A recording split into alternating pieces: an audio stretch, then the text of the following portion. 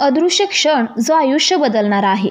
आज रात्री 12 वाजता हा क्षण एक सामान्य वेळ नाही, हा तो क्षण आहे जेव्हा शनी कर्म, न्याय, परीक्षा आणि परिणाम यांचा अधिपती वृश्चिक राशीकडे वळणार आहे. ग्रहांचा हा हलका बदल नाही, हा एक असा दैवी संयोग आहे ज्यामुळे वृश्चिक राशीच्या व्यक्तींच्या आयुष्यात 3 निर्णायक टप्पे सुरू होणार आहेत. या क्षणापासून पुढील काही महिने त्यांच्या जीवनात नवीन दिशा, नवे संघर्ष आणि नवा उलगडा घेऊन येतील. शनी हा ग्रह जेव्हा दिशा बदलतो तेव्हा ब्रह्मांडातील ऊर्जा अस्थिर होते. त्या अस्थिरतेतूनच निर्माण होतात अशा घटना ज्या मानवी नियंत्रणाच्या बाहेर असतात. आणि वृश्चिक राशी म्हणजे स्वतःचं रहस्य, गुप्तता, गूढ परिवर्तन याचं प्रतीक. त्यामुळे हा योग अत्यंत शक्तिशाली आणि नाट्यमय ठरणार आहे. नंबर 1 आहे शनीचं वक्री वळण. कर्मफळाच्या न्यायालयात उघडणार हिशोब. जेव्हा शनी वक्री होतो तेव्हा तो भूतकाळाकडे मागे वळून पाहतो. ही प्रक्रिया म्हणजे कर्मफळाचा तपासणी अहवाल. वृश्चिक राशीचे लोक या काळात अनुभवतील की त्यांच्या आयुष्यातील प्रत्येक अपूर्ण गोष्ट, प्रत्येक चुकीचा निर्णय किंवा अन्यायाने विसरलेली गोष्ट पुन्हा समोर येत आहे. हा काळ चुकांसाठी दंड देण्यासाठी नाही, तर आत्मबोधासाठी आहे. तुमच्या आयुष्यातील प्रत्येक व्यक्ती, घटना किंवा निर्णय आता आरशासारखा काम करेल, जेणेकरून तुम्ही स्वतःला नव्याने ओळखू शकता. ज्यांनी प्रामाणिकपणे जगलं आहे त्यांना या काळात अनपेक्षित आशीर्वाद मिळतील, पण ज्यांनी अन्याय केला आहे त्यांना सत्याच्या आरशात स्वतःचं प्रतिबिंब पाहावं लागेल. नंबर 2 आहे पहिला भाग, भूतकाळाचा परतावा आणि विस्मृतीतले धागे पुन्हा जुळणार. शनीचा वक्री प्रवास सुरू झाल्यानंतर पहिला धक्का भूतकाळाकडून येतो.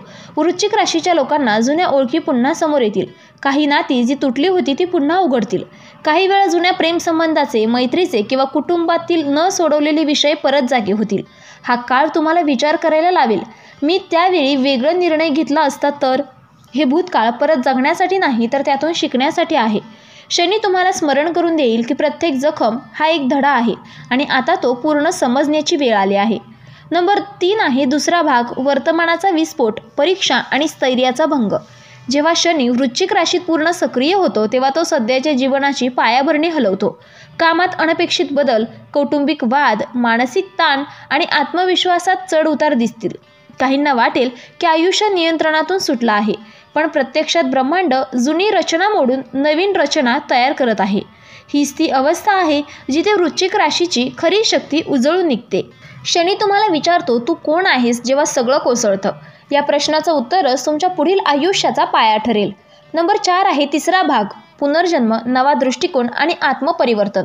शनीचा हा प्रवास संपता वृश्चिक राशीचे व्यक्ती आतून पूर्ण बदललेले असतील. ज्यांनी या काळात संघर्ष सहन केला, संयम ठेवला आणि आत्मपरीक्षण केलं, त्यांना आता नवा जन्म मिळणार आहे. हा नवा जन्म फक्त मानसिक नाही, तर आध्यात्मिक आहे. जुनी ओळख, जुने भय, जुने नातं आणि जुने दोष मागे राहतील. तुमचं मन अधिक स्थिर, दृष्टी अधिक स्पष्ट आणि आत्मा अधिक प्रगल्भ होईल. शनी इथे तुम्हाला स्वतःचा शिक्षक बनवतो. नंबर 5 आहे शनी वृश्चिक ऊर्जेचा संगम, गुप्ततेचा नवा अध्याय. वृश्चिक राशी ही गुप्त जगाची, रहस्यांची आणि अंतर्ज्ञानाची अधिष्ठात्री आहे. शनी जेव्हा या राशीत प्रवेश करतो तेव्हा जगाच्या पृष्ठभागाखाली लपलेल्या गोष्टी प्रकाशात येतात. अनेक वृश्चिक राशीच्या लोकांना या काळात भविष्यसूचक स्वप्न, अतर्क्य संकेत किंवा आध्यात्मिक अनुभूती येऊ शकतात. हा काळ तुम्हाला स्वतःचं अवचेतन मनाशी जोडेल. काही जणांना भूतकाळातील वेदनादायक सत्यांचा सामना करावा लागेल, पण त्या वेदनेतच आत्मशांती दडलेली आहे. नंबर 6 आहे करिअर आणि आर्थिक उलथापालथ, जबाबदारीचा नवा टप्पा. शनी वृश्चिक राशीत असताना जबाबदारीचा भार वाढवतो. काहींसाठी हा काळ प्रचंड मेहनतीचा असेल, जिथे परिणाम उशिरा मिळतील पण स्थायी असतील. कार्यक्षेत्रात दबाव वाढेल, वरिष्ठ व्यक्ती तुमची खरी क्षमता तपासतील. काही वृश्चिक राशीच्या लोकांना आर्थिक संकटाचा सामना करावा लागू शकतो, पण या कठीणतेतच ब्रह्मांड तुम्हाला पैशाचं आणि कर्तृत्वाचं खरं मूल्य शिकवतोय. ज्यांनी प्रामाणिकपणे परिश्रम घेतले आहेत त्यांना अनपेक्षित लाभ मिळतील. एखाद्या व्यावसायिक संधी, परदेशातून आर्थिक प्रस्ताव किंवा जुने कर्ज मिटण्याची वेळ. या काळात संयम ठेवलात तर पुढील 2 वर्ष अधिक स्थैर्य देऊन जातील. नंबर 7 आहे नातेसंबंधातील गूढ परीक्षा, सत्य आणि खोटेपणाचा पर्दाफाश. शनीचा प्रभाव नात्यांच्या जगात पारदर्शकता आणतो.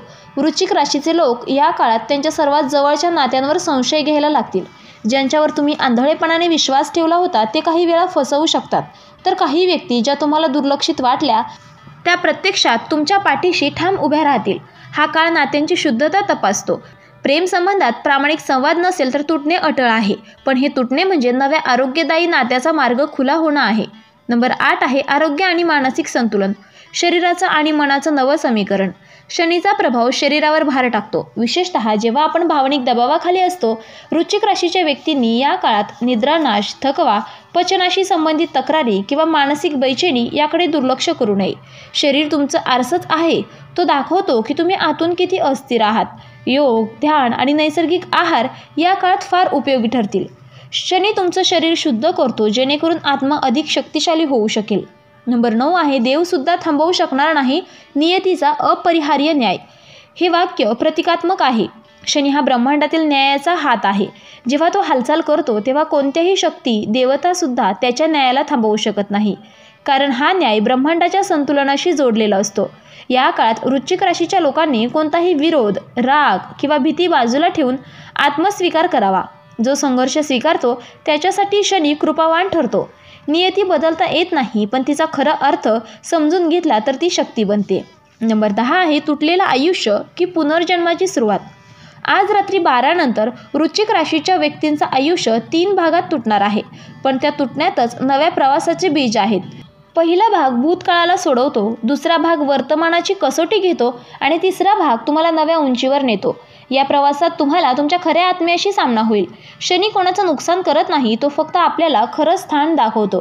जे हे वादळ सहन करतील ते शेवटी प्रकाशात उभे राहतील, अधिक जागरूक, अधिक शक्तिशाली आणि अधिक शुद्ध.